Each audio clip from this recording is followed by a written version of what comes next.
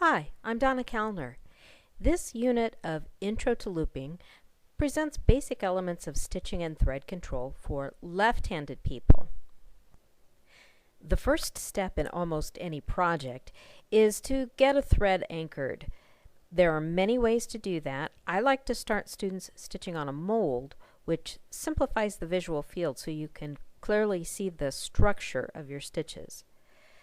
For your first sample, you could just tie a thread around the mold using any old granny knot, but a wrapped base cord is more secure and the knot is less bulky.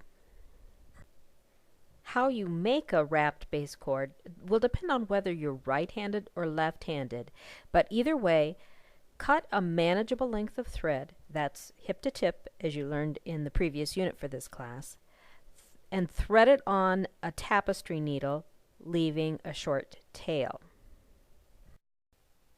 Wrap the thread around the mold 2 full times.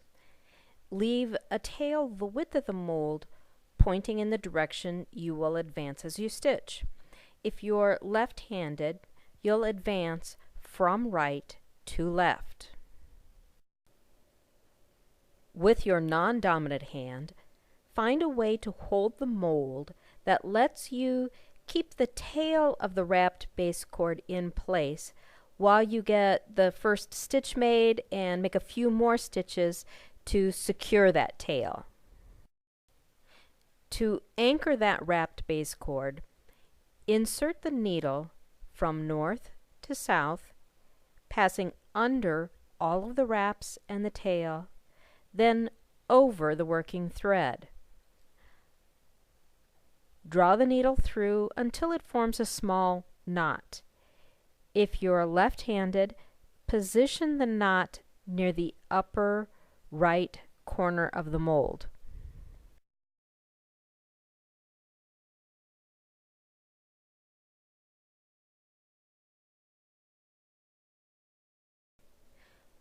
With the base cord knotted near the top of the mold, you have a firm anchor and the thread in place for your first row of stitching. The wrapped base cord should be snug enough that it doesn't slip easily off the mold, but has enough ease to let you stitch into it on the base row.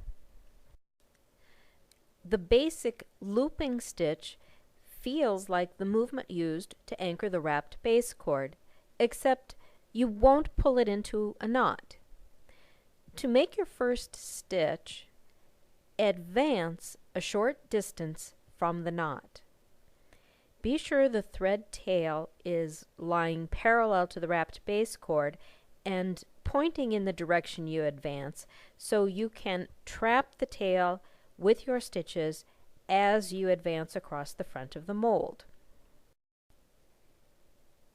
Insert the needle from north to south, passing under all the elements of the wrapped base cord, including the tail, and over the working thread.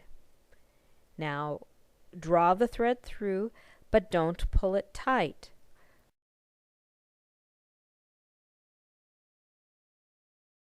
You should see a little loop around the base cord. We're going to call that the stitch.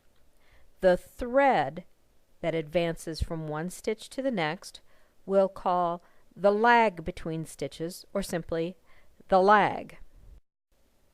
Make a couple of stitches into the base row, moving the needle north to south, under the base cord, and over the working thread.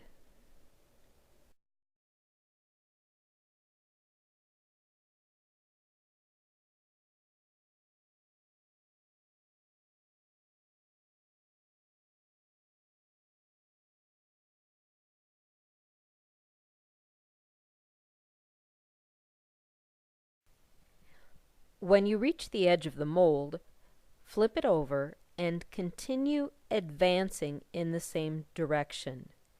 Advance across the wrapped base cord along the back side of the mold, adding stitches until you reach the point where you pull that very first stitch into a knot to secure the wrapped base cord. Make the final stitch on the base row next to, but not advancing beyond, the knot you made when you anchored the wrapped base cord. That completes the base row. The base row is actually at the rim of the pouch in this sample, which is stitched from top to bottom. Once you complete the base row, you keep advancing in the same direction, but you no longer insert the needle under the wrapped base cord to make a stitch. For the next row and beyond, insert the needle from north to south under a lag between stitches on the previous row and then over the working thread. Everything else about the stitch is the same as on the base row, except now you're stitching into lags. For your first sample, make one stitch in each lag on the previous row, working in a continuous spiral from the top or rim, that's the wrapped base cord, down. When you reach the edge or corner of the mold, turn it over so the opposite side is up, but it's still oriented the same way. You may have room along the side or edge of a mold for a stitch or two, maybe more depending on the mold. In a few rows, you'll see your work begin to form a straight-sided, tube-like sleeve of fabric around the mold. But before you get too far, let's take a closer look at thread control in looping. In the basic structure of the stitch, the thread moves from roughly north to south under the lag or base cord and over the working thread. Now, before you make a new stitch, press the thumb of your non-dominant hand onto the last stitch made and hold it there as you draw the thread. That will help maintain the shape of the last stitch while you complete the next one. Your dominant hand is free to manipulate the needle. Your non-dominant hand protects what you've already done.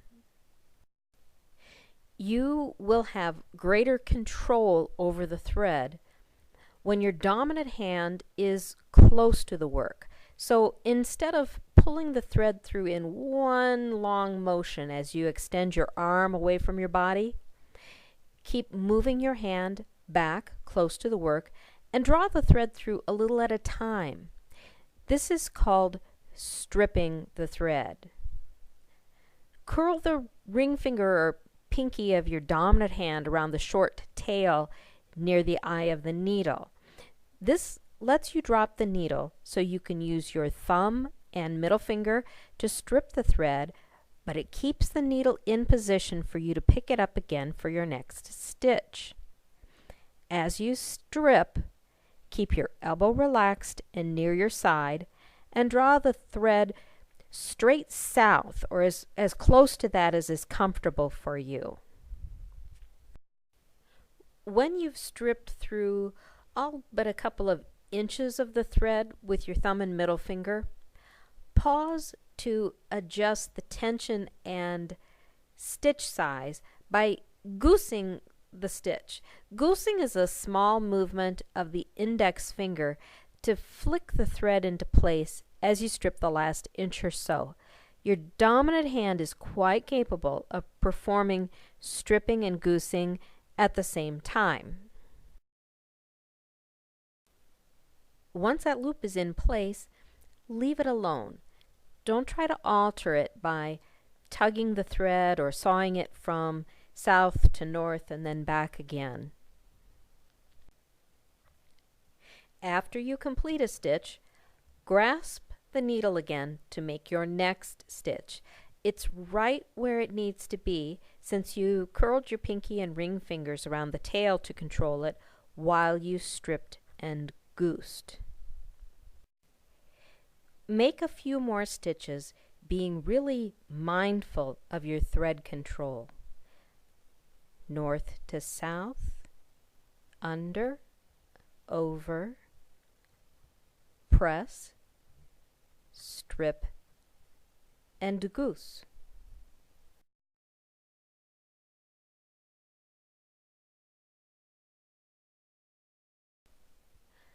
Let's take a moment to talk about the size of your stitches. There is no right or wrong size, no standard to which you should conform. But to make stitches that are relatively consistent in size, you must learn to allocate thread. As you advance from one stitch and position your needle to make the next stitch, you're pressing the thumb of your non-dominant hand over the last stitch made, right? Next time, before you press it down, visualize how much thread you intend to allocate to this stitch. Now, advance your non-dominant thumb just a tiny bit further before you press it. That protects the last stitch made and helps to control the size of the current stitch. And it does all that with your clever and useful non-dominant hand. So now, whether you're stitching into the wrapped base cord at the beginning of a project or into the lags between stitches, you'll move the needle from north to south, under, over, then allocate, strip, and goose. In looping, as in most things, what we tend to think of as advanced level technique is really some basic element executed with precise control and deliberate intent. Being mindful of your thread control now will take a lot of the mystery out of looping when you start playing with different materials and stitch variations. In short order, thread control will become second nature. But before that happens, you're going to run out of thread. I'll show you one way to add thread in the next unit.